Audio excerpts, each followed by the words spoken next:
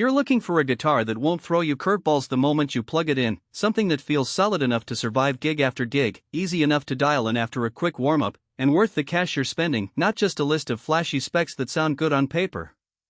Link is in the description if you want to check the product details on Amazon.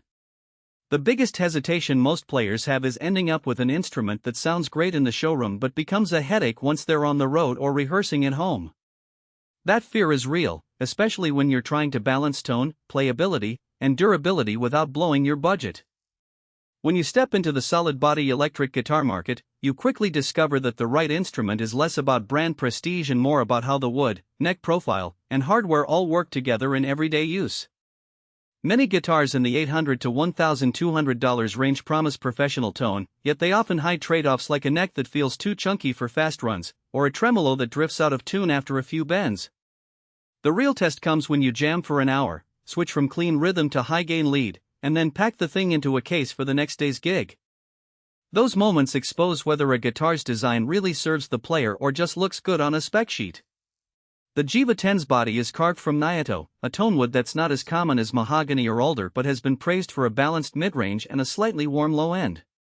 In a live band setting I've heard, that translates to a sound that sits comfortably in a mix without getting lost under a heavy bass line, yet still punches through when you crank up the gain. Because Nyatoh is relatively lightweight compared to a typical mahogany slab, you'll notice less fatigue when you're on your feet for a 2-hour set.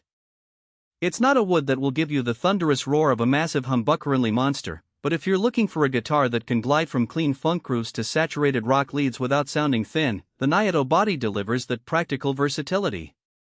The neck is a maple core wrapped with a Purpleheart strip, a combo that many Ibanez fans say adds a subtle snap to the attack while keeping the feel smooth under the fingers.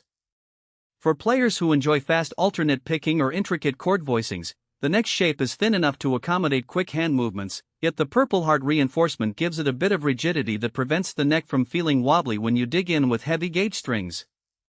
I've tried it with both a .009 and a .011 set, and the neck held its shape nicely, meaning you won't have to worry about a sudden neck dive or uneven fret buzz after a night of aggressive playing. What really sets the JIVA10 apart in everyday use is the pickup layout, a pair of humbuckers flanking a single coil in the middle.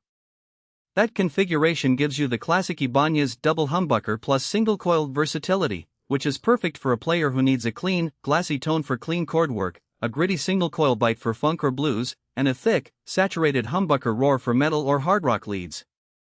In a real-world scenario, say you're covering a classic rock anthem that calls for a bright, twangy rhythm, then jump straight into a modern metal riff. The pickup switch lets you stay in the same position, just flick a selector.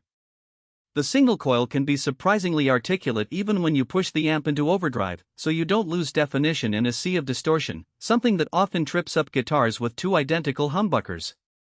The Edge 02 Tremolo is another practical piece of the puzzle. It's a double locking system that, on paper, promises excellent tuning stability, but the real question is how it behaves after repeated use.